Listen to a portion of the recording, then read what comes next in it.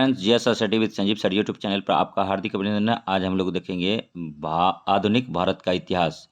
तो देखिए, बहादुर शाह प्रथम को शाह बेखबर बोलते थे। इसका कार्यकाल 1707 से 1712 था, क्योंकि 1707 में औरंगजेब की मृत्यु हो गई थी और उसका उत्तराधिकारी बहादुर शाह प्रथम हुआ था। इसी को शाह बेखबर बोलते थे।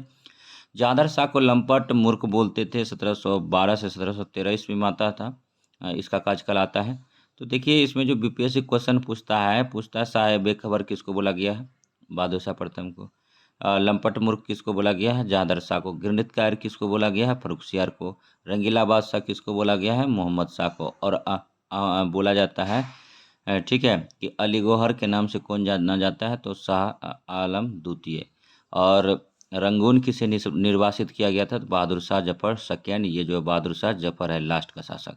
तो आइए सबके कार्यकाल के बारे में जानें। ये तो हुआ कि बीपीएससी क्या पूछता है। कार्यकाल अभी तक पूछा नहीं है, लेकिन जानना चाहिए। ठीक है, तीसरा पॉइंट पर आते हैं कि फर्रुखसियार घृणित कायर का था। तो इसका जो है 1713 से 1719 कार्यकाल था। मोहम्मद शाह रंगीला बादशाह के नाम से फेमस था 1719 से 1748। और अहमद शाह जो है ठीक है, अहमद शाह 1748 से 1754 था। और आलमगीर द्वितीय जो है अजुउद्दीन के नाम से 1754 से 1759 ईस्वी तक जाने जाते थे। शाह आलम द्वितीय अली गौहर के नाम से जाने थे 1759 से 1806 ईस्वी इसका कार्यकाल था।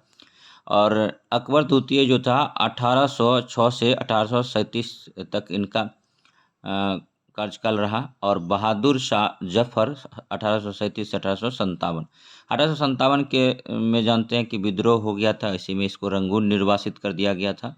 और 1858 में क्राउन का शासन ला दिया गया था। तो अब तो ये तो हुआ। अब देखिए, मुगलों से स्वतंत्र होने वाले राज्य अवध था। सादत खां बुरहान मुल्क के द्वारा किया गया था। और हैदराबाद चिंगलिक खां ने बसाया था। और हैदराबाद जो है मूसी नदी के किनारे है, ये भी जानिए। और हैदराबाद चिंगलिक खां या निजाम उल मुल्क। रुहेलखंड दाऊद खान एवं अली मोहम्मद खां बंगेश। और बंगाल मुर्शिद कुली खां। और कर्नाटक में शहादत उल्लाह खां। और भारतपुर में चूड़ामन एवं बदन सिंह। तो सभी इम्पोर्टेंट पॉइंट था, इसको आप बार बार देखिएगा। आज आपके लिए मॉडर्न हिस्ट्री हम देखते हैं कहाँ तक ख़त्म कर पाते हैं। मॉडर्न हिस्ट्री लिखा गया है आपके सिलेबस में। यूरोपीय कंपनियों का आगमन, पुर्तगाली जो था ठीक है, यूरोप वासियों में सर्वप्रथम पुर्तगाली भारत आए थे। वास्को डिगामा आया था 17 मई 1498 को कालीकट बंदरगाह पर। और उसका मतलब जो स्वागत किया था जमोरिन ने किया था। देखिए, वास्को डिगामा ने मई 1498 में भारत के पश्चिमी तट पर स्थित कालीकट बंदरगाह पहुंचकर भारत एवं यूरोप के बीच एक नए समुद्री मार्ग की खोज की थी। फ्रांसिस्को डी अल्मीडा को 1505 ईस्वी में भारत का प्रथम पुर्तगाली वायसराय बनाया गया। और नोट के रूप में देखिए क्या दिया गया है कि यूरोपीय कंपनियों के भारत आगमन का क्रम। सबसे पहले देखिए, यहाँ से क्वेश्चन पूछा जाता है, ध्यान रखिएगा। सबसे पहले पुर्तगाली आया था, उसके बाद डच आया, उसके बाद अंग्रेज आया, उसके बाद डेन आया, उसके बाद फ्रांसीसी आया। सबसे पहले पुर्तगाली आया भी और सबसे बाद में पुर्तगाली गया भी। तो ये भी आपको याद रखना पड़ेगा। सारे पॉइंट को कवर करेंगे। और पढ़ाने का मज़ा तब आता है कि आपके पास बहुत ज्ञान हो, लेकिन आप अगर एक एरिया में नहीं पढ़ाते हैं, दायरा में नहीं पढ़ाते हैं, तो आप कभी सिलेबस कवर नहीं कर पाते। तो इसीलिए हम थोड़ा सा इसका हेल्प लिए हैं। आप वीडियो में बने रहिए।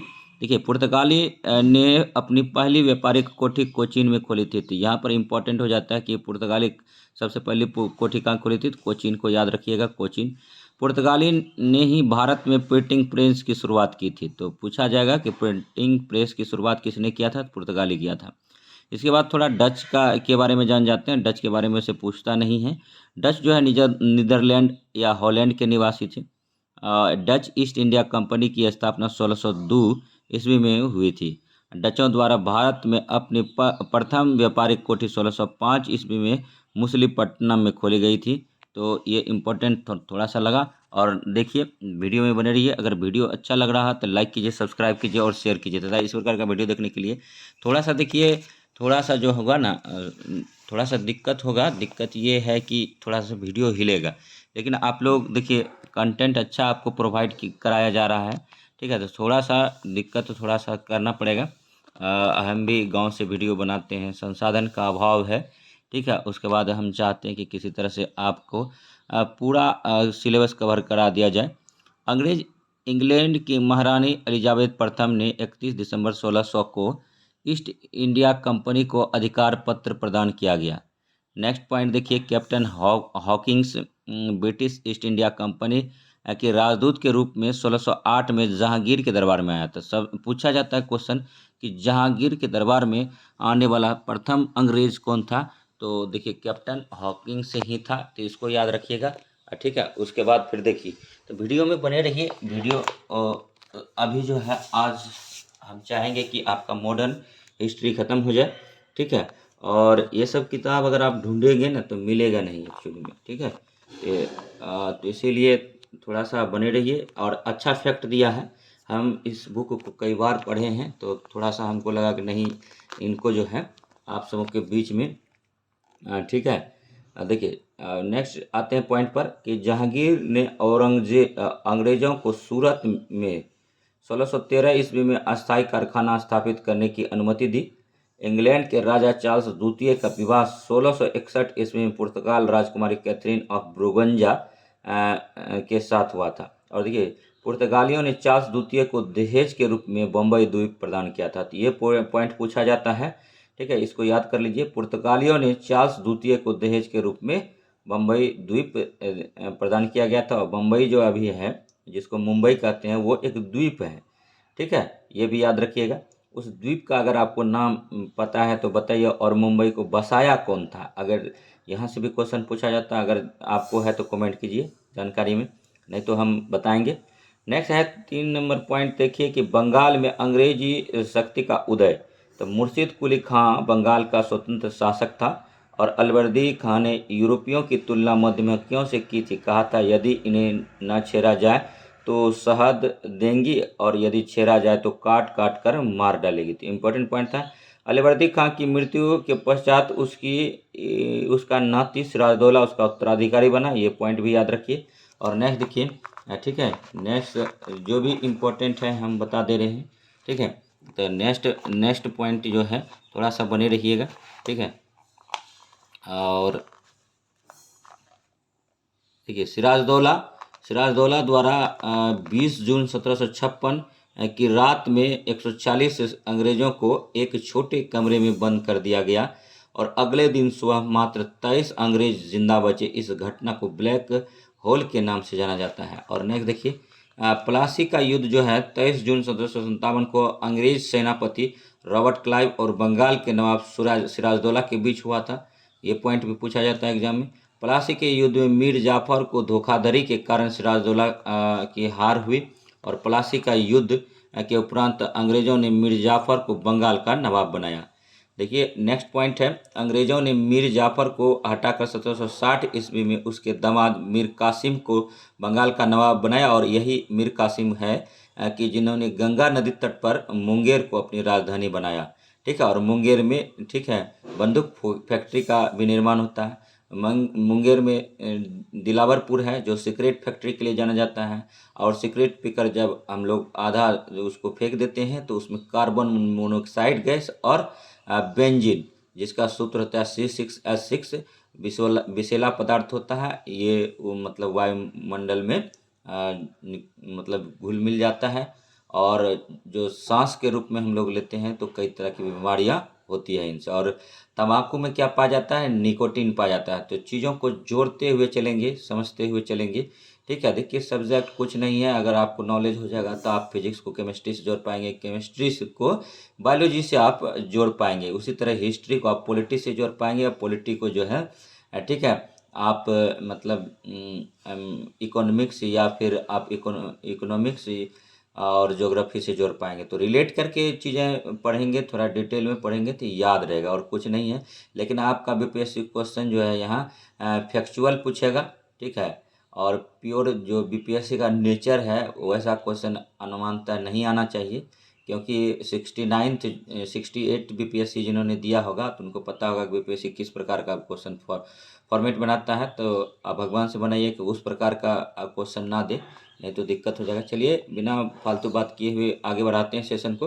अंग्रेजों ने मीर जाफर को हटाकर 1760 में उसके दामाद मीर कासिम को बंगाल का नवाब बनाया था। और नेक्स्ट देखिए 22 अक्टूबर 1764 को बक्सर युद्ध में अंग्रेजों और मीर कासिम अवध के नवाब शुजादौला तथा मुगल सम्राट शाह आलम द्वितीय तीनों संयुक्त सेना के बीच हुआ।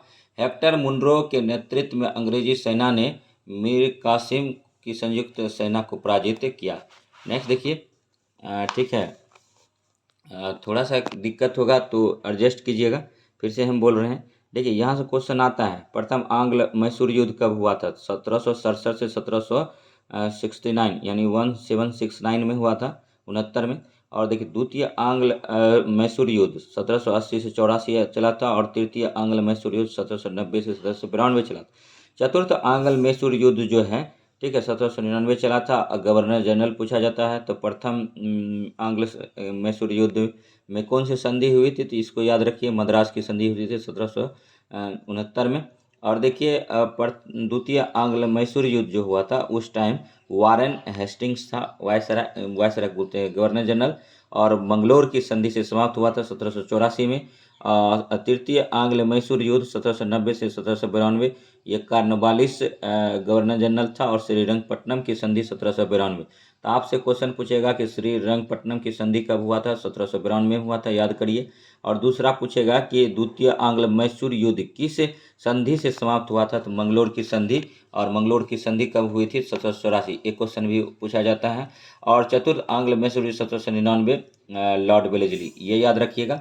दोस्तों एक बात हम बोलेंगे ठीक है कि कुछ सब्सक्राइबर जो हैं तो वो बोलते हैं कि सर कुछ दिख नहीं रहा, तो हम ये बोलेंगे देखिए थोड़ा सा जो है आप भी कोऑपरेट कीजिए, और हमारी आवाज़ आप तक पहुंच रही है ना, तो थोड़ा देर जब देखिए कि वीडियो इरिटेट कर रहा है ठीक है, हिल ज़्यादा रहा है या फिर और कोई कारण है ठीक है, दिख नहीं रहा, तो स्क्रीन को थोड़ा सा मतलब उल्टा दीजिए, नहीं देखिए सुनिए ठीक है। मेरा एकमात्र उद्देश्य है कि आप सुन के समझिए, देख के समझिए, किसी भी तरह से आप एग्ज़ाम में क्वेश्चन को बना लीजिए। तो इसीलिए हम चाहते हैं ठीक है कि जहाँ जहाँ से क्वेश्चन बीपीएससी बनाता है उस पॉइंट को कवर कर दें।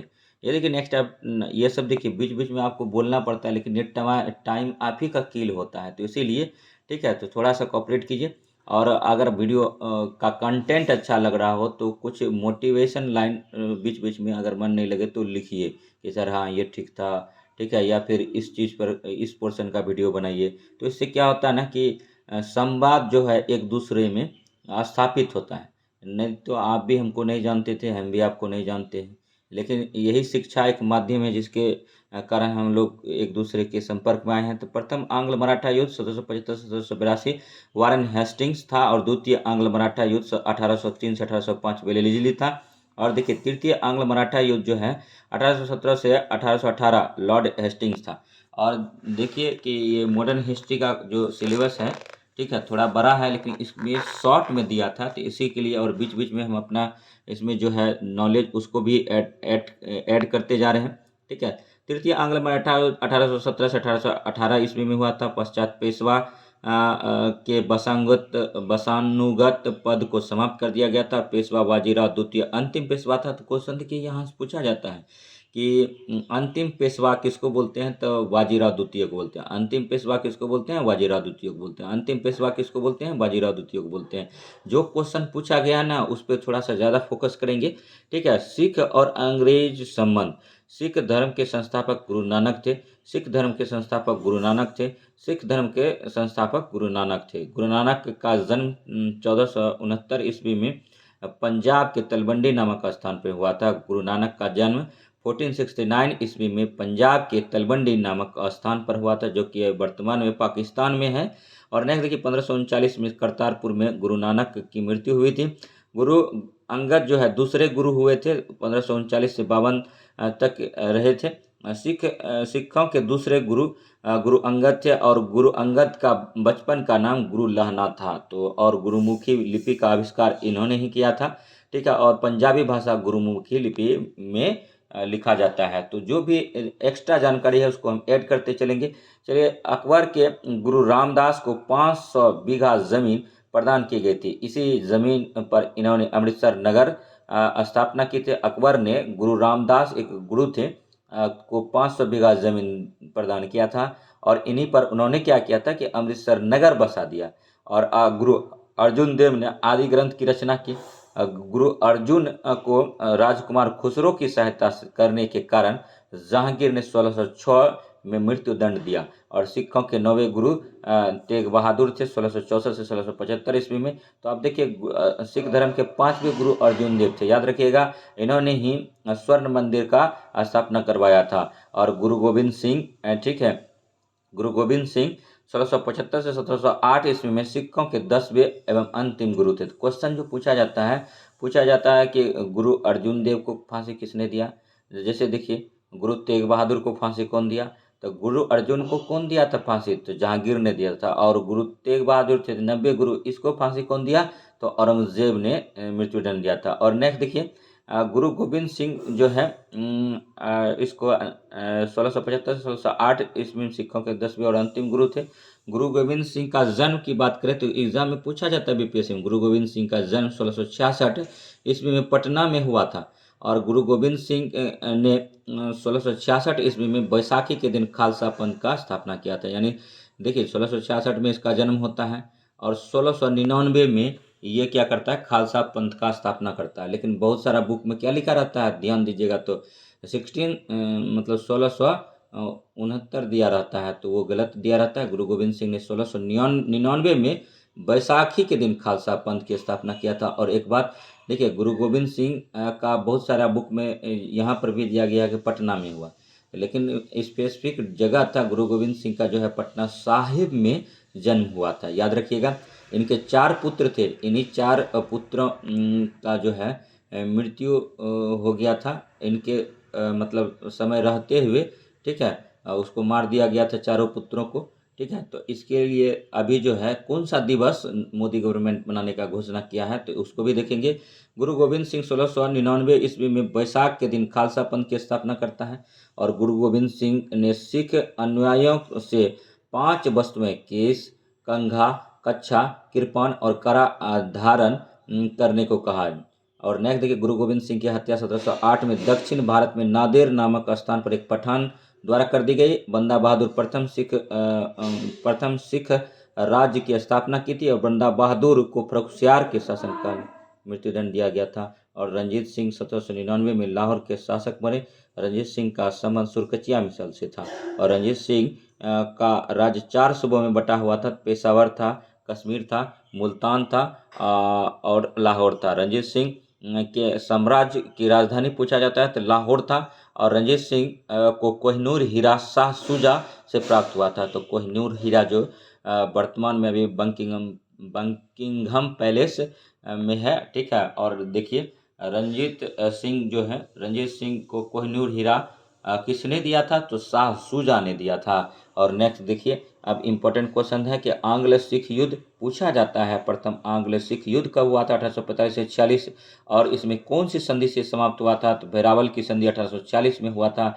और देखिए द्वितीय आंग्ल सिख युद्ध जो 1849 में हुआ था, अंग्रेजी राज्य में पंजाब का विलय हो गया था। पंजाब जो है 5 नदियों का भूमि कहा जाता है, इसको भी याद रखिए, ठीक है। उसके बाद फिर देखिए टोटल चीज़ जो है हम एक एक चीज़ को कवर करने की कोशिश कर रहे हैं। वीडियो अगर अच्छा लगेगा तो लाइक कीजिएगा, सब्सक्राइब कीजिएगा, ठीक है। देखिए अब कौन आंदोलन और कौन विद्रोह कहाँ हुआ था, इससे क्वेश्चन आता है, तो थोड़ा सा इसको आपको जानना ज़रूरी हो जाता है। देखिए अंग्रेजी शासन के विरुद्ध महत्वपूर्ण विद्रोह, सन्यासी विद्रोह जो हुआ था बिहार बंगाल में हुआ था। और बस इतना ही पूछा जाता है। और इससे अलावा इसमें नहीं पूछा था चुआर विद्रोह कहाँ हुआ था, बाकुन बंगाल में हुआ था। पोलिगिरो विद्रोह कहाँ हुआ था, तमिलनाडु में। भील विद्रोह कहाँ हुआ था, पश्चिमी घाट में।